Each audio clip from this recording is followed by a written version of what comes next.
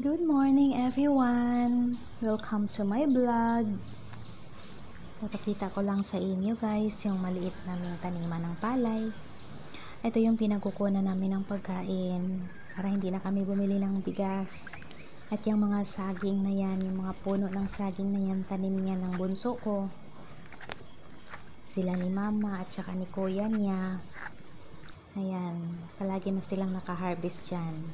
At itong palaya namin, kahit papano naman, awa ng Diyos, hindi na kami kailangan bumili ng bigas para sa pagkain namin.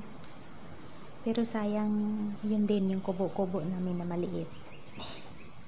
Pinapagawa ko din yan para na masilungan sila. Ang hirap kasi pag maabutan ng ulan doon sa palaya namin, walang masisilungan.